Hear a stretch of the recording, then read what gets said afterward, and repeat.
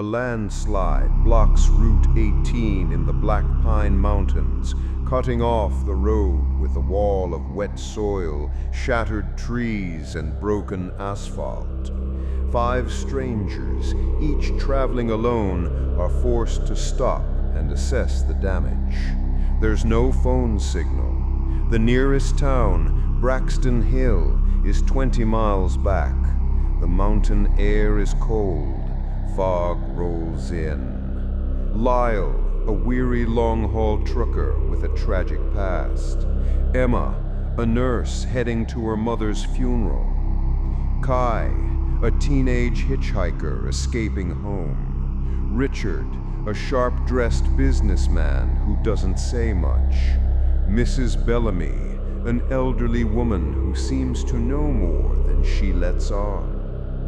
They decide to walk together to find shelter, seeing a faint light in the distance.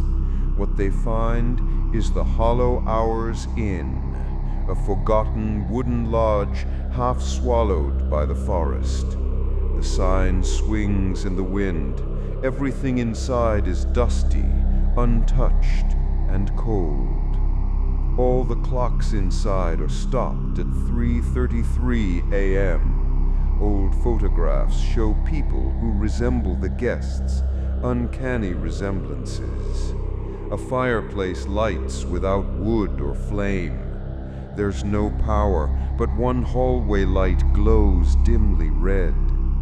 Despite their unease, they agree to stay the night. Rooms are assigned. No one wants to be alone, but the inn insists. The moment each person touches their doorknob, it creaks open, as if waiting. As the guests settle in, they begin to hear odd noises, the sound of footsteps pacing overhead, scratching in the walls, and occasional whispers that sound like their names.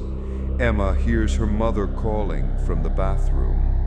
Lyle sees headlights outside, the kind he saw the night of the accident. Kai finds a mirror that reflects his childhood bedroom. Richard keeps checking his watch, which ticks backwards. Mrs. Bellamy says only one thing before bed. This place remembers, but worse, it listens.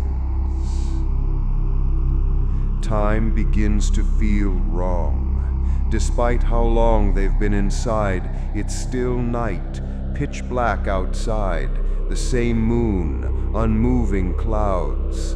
The clocks don't tick. The hitchhiker, Kai, disappears. His room is empty, no signs of struggle, just a pile of pine needles on the floor and the mirror shattered. The remaining guests begin to unravel. Lyle hears his daughter's laughter echoing in the halls. She died in a crash years ago. He chases the sound. Emma sees her childhood home outside her window, even though they're deep in the woods. Richard confesses he has no memory of why he was driving through the mountains. Rooms start to shift. Doors lead to unfamiliar hallways. A stairwell leads to the same floor. Guests hear things breathing just behind them. Shadows dart just out of sight. They gather in the lounge to regroup. Emma finds an old photograph album. Inside are photos of them at younger ages. In one, Emma is holding Kai as a toddler. In another, Lyle stands beside Richard at a gas station. None of them remember meeting before. Mrs. Bellamy speaks up. She says the inn is older than time, built on an ancient place where grief settles and festers, where guilt becomes flesh. This inn is a cradle for sorrow. It gives you comfort only to unravel you. And when it learns your name, it feeds. They try to leave. Every exit leads back inside. Emma runs through a fire escape and bursts into the same hallway. Lyle climbs out a window and lands in the lobby. The red hallway light flickers violently. A door opens. A shape, tall and black and shifting, moves through the corridor. It does not walk. It slides. One by one, the others vanish. Richard locks himself in a supply closet and screams. The door opens. Silence. Only his watch is left, still ticking backwards. Now only Emma, Lyle, and Mrs. Bellamy remain. They descend into the cellar, finding the original foundation of the inn, made of stone, carved with runes. An altar sits in the center, surrounded by candle stubs. A journal left behind by a man named Elijah Crown, the original innkeeper from the 1800s, reveals everything. He built the inn to house the broken, but his grief over his son's death infected the place. The inn became a vessel, a prison for sorrow. Emma realizes they were all connected through a fatal crash 20 years ago. Lyle was the truck driver. Emma's mother was the nurse who failed to save the child. Richard was the lawyer who covered it up. Kai was the little brother of the child who died. Mrs. Bellamy was the grandmother. They are not strangers. They are all haunted by the same death, a 6-year-old boy named Jude. The inn was calling them back. The creature appears.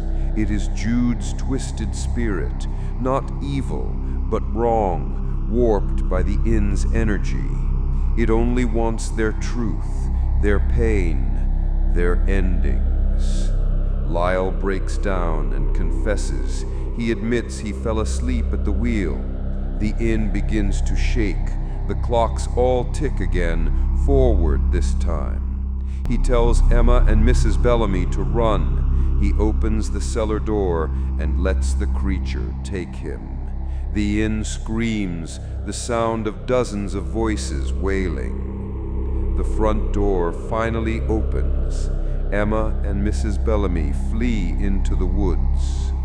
Emma returns to the city. She checks into a hotel to rest.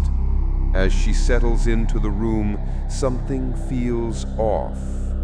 A painting on the wall depicts the hollow hours in. The alarm clock on the nightstand is frozen at 3:33 a.m. In the mirror, a shape moves behind her.